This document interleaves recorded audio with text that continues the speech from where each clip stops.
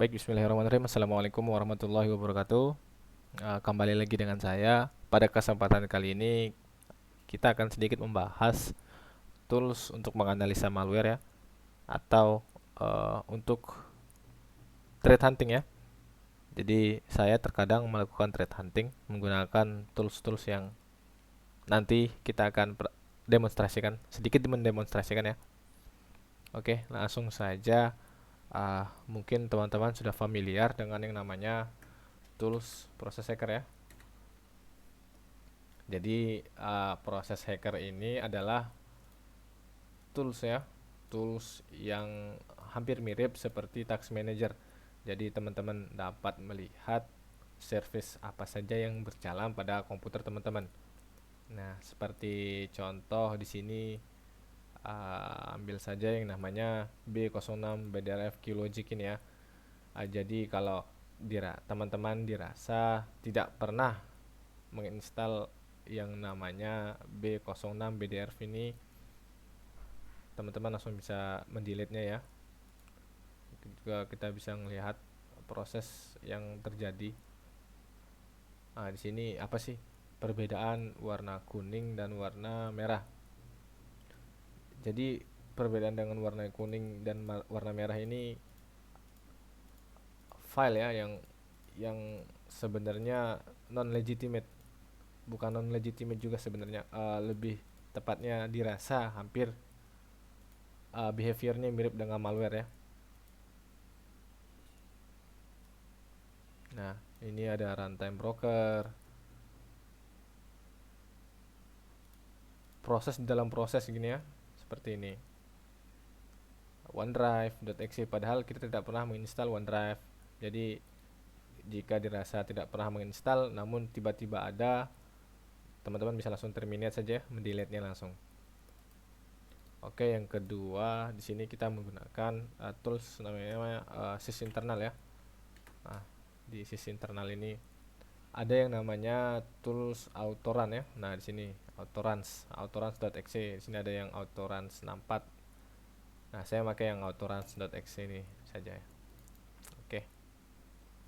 Nah, apa sih bedanya dengan yang tadi? Nah, ini hampir sama sebenarnya ya. Hampir sama dengan yang tadi. Mirip dengan task manager.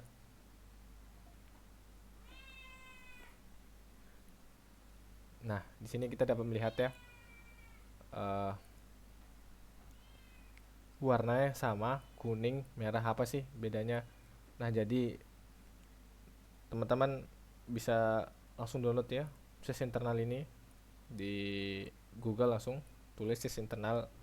Sys internal ini punyanya Microsoft ya, namun di luar package Microsoft. Ini tools yang cukup powerful ya, tools yang cukup powerful. Jadi sih apa sih sebenarnya Autorun ini ya?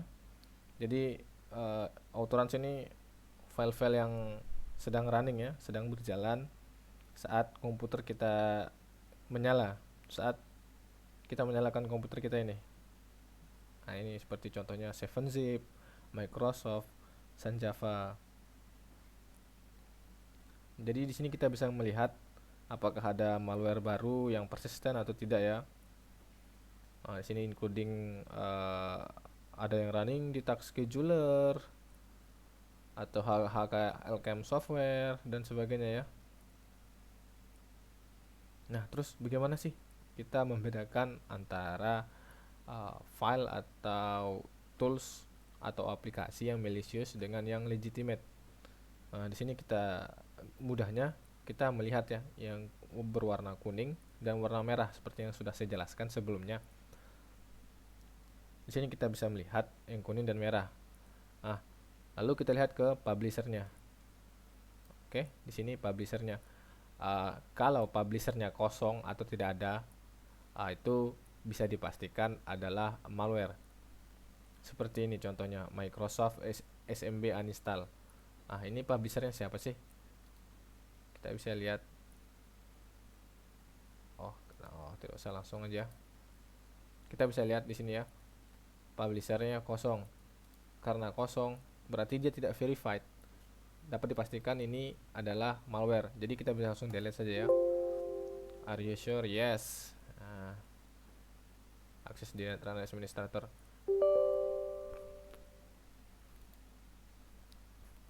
Nah ya, seperti itu. Jadi jika dirasa teman-teman, saya tidak pernah menginstal aplikasi ini, saya tidak pernah menggunakan tools ini, namun tiba-tiba ada, itu sudah dipastikan adalah malware. Dan kita dapat melihat di sini ya, kuning dan merah ini publishernya. Ini kan verified Microsoft Corporation, sedangkan ini tidak ada.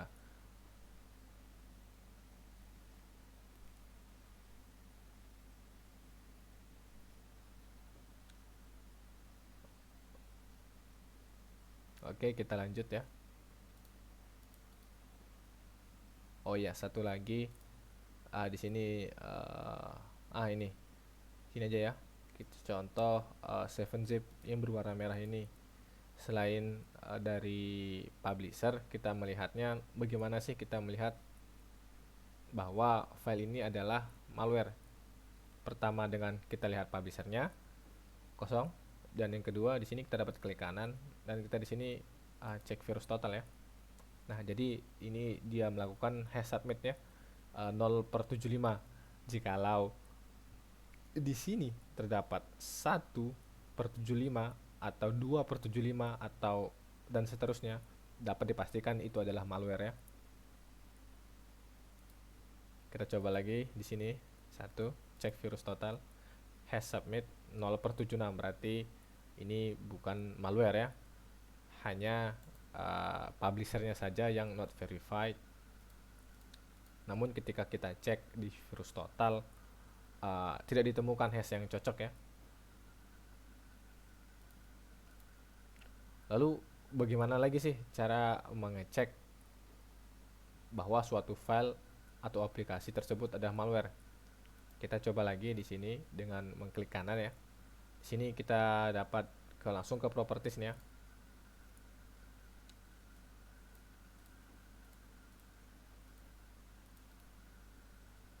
Bukan properties, fine. Sebentar, saya lupa proses explore.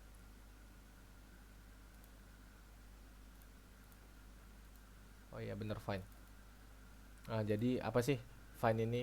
Fine ini adalah matching strings ya. Matching string. Sebagai contoh di sini kita masukkan proses XP. Nah, ternyata tidak ditemukan. Apa sih sebenarnya maksudnya ini? Jadi kita ini find what, kita ini mematching string yang terdapat pada malware, kita matching ke threat intelligence atau MISP kita ya. Karena tidak ditemukan berarti bahwa benar ini bukan sebuah malware ya. Seperti itu. Kita lanjut ke tools yang lain, tools yang ketiga dan yang terakhir. Di sini masih di folder sys internal ya. Jadi teman-teman bisa langsung download nanti di Google ya dengan keyword sys internal. Sini ada yang namanya,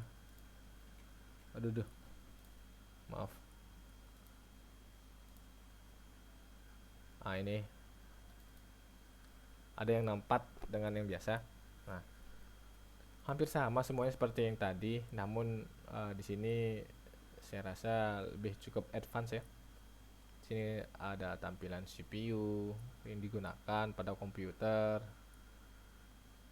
physical memory dan sebagainya ya. Jadi di sini kita dapat melihat ya proses yang running verified ya. Nah, jadi di sini bedanya sama Autorans apa kita nggak tahu. Kalau di sini semua proses yang dia runningnya itu fileless. Dalam artian begini, proses-proses yang running fileless pun itu tetap dibaca oleh proses explore. Jadi lebih lebih lebih advance, lebih powerful dari tools-tools yang lain atau antivirus ya. Kalau di antivirus dia hanya membaca malware yang terdapat filenya, sedangkan ini fileless pun dibaca.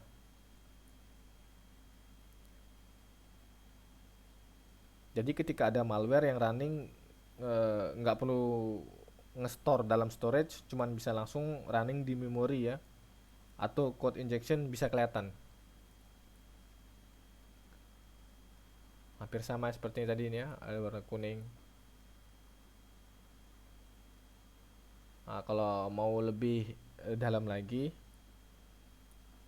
ada yang namanya stack. Di sini di hampir sama tadi ya, ini bisa kita cek virus total. Nah, ini di properties. Oh, jangan SVC sos. Kita coba explore ini saja ya, OneDrive ya. Oh, jangan. Apa ya kira-kira? Nah, ini aja ya. Kita coba properties. Nah, jadi kalau mau lebih dalam lagi kita bisa lihat di sini dari start address-nya. Ada start address-nya, kita bisa lihat, perhatikan dengan baik. Lalu di sini ada yang namanya TCP/IP. Nah, jadi teman-teman, ini kita sudah mulai masuk agak dalam. Jadi di TCP/IP ini sebagai contoh gini nih. Di sini yang kita lakukan adalah proses XP64 ya. Kita lakukan, kita lihat pada TCP/IP-nya. Jika file ini berhubungan dengan internet atau domain tertentu, maka nanti di sini akan muncul. Sebagai contoh, remote address-nya 10 titik bla bla bla bla. Nah, dapat dipastikan itu adalah malware ya. Karena dia berhubungan atau berkomunikasi dengan domain tertentu atau IP address tertentu.